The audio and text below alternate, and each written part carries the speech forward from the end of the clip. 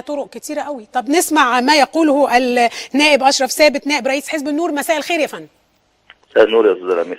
يعني ينفي، اهلا بك يا فندم، ينفي الدكتور مرسي اخوانه الدوله، ولكنه يقول في نفس الجمله مناقضا ما قاله انه يريد ان يسيطر، يريد ان يعني انه يكون مسيطر على كل شيء حتى يستطيع انه هو يعني يعمل او ينجز. رايك ايه؟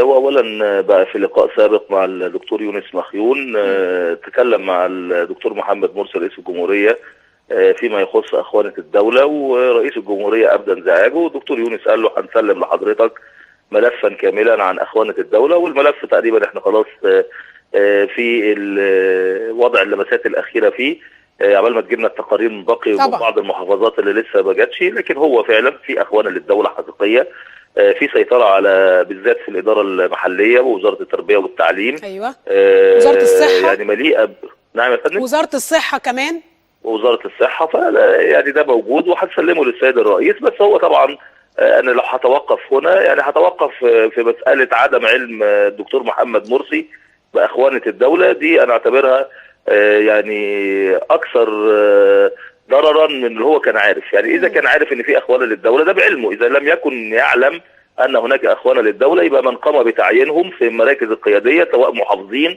او وزراء يبقى بيعملوا من وراء ظهر الدكتور محمد مرسي، يبقى لابد ان يحاسب هؤلاء المسؤولين على ما يتم. فده اللي بيزعجني فقط صحيح. في تناول هذه المساله ان هو ما يكونش عارف او ينفي هذه المساله وهي موجوده.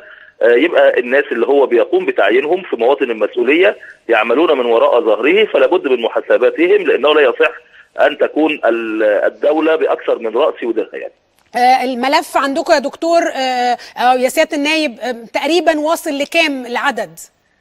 والله هو خلاص يعني تقريبا في الحوار الجاي ممكن يكون جاهز، يعني الحوار اللي هو بكره دوت بنسعى ان هو يكون جاهز، وانتهينا من ملف اخوانه الدوله لتسليمه للرئيس. يعني تقريبا لقيته كام من يعني هل بنتكلم؟ والله انا الحصر مش معايا بالظبط استاذه لميس، لكن يعني احنا ان شاء الله يعني اكيد لما يعني حينما ننتهي منه هيكون الملف ده ليس سر من الاسرار طبعا. يعني لابد انه هيتعرف وهينشر. يعني أشكرك سيادة النائب أشرف ثابت نائب رئيس حزب النور. إذن اللي بيؤكد إن النور لديه حصر، إحنا كمان عندنا حصر، بس أكيد حصر النور ربما يكون أدق الحقيقة، يمكن لقدرتهم على الوصول للمحافظات، على الإدارات المحلية بشكل أكبر، ليهم كوادرهم في كل مكان.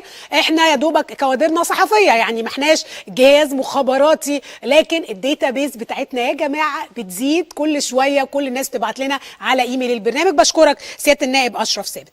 دكتور مرسي ايضا اتكلم عن الحكومه، دعمها وقال في ايجابيات وفي سلبيات، لكنها ادائها مقبول، ادائها الاقتصادي مقبول، ودي عموما حكومه باقيه لحد كمان 120 يوم لحد الانتخابات، ثم بعد ذلك ستكون هناك حكومه جديده، لكنه دافع عنها ودعمها واكد انه ما فيش 3 ترغفه. قال انا مش عارف انتوا جبتوا الكلام ده منين، الناس تاكل عيش زي ما هي عايزه. ما اعرفش الدكتور مرسي ما سمعش الكلام وزير التموين اللي احنا أذعناه قبل كده، انه كل مواطن هياخد 3 ترغفة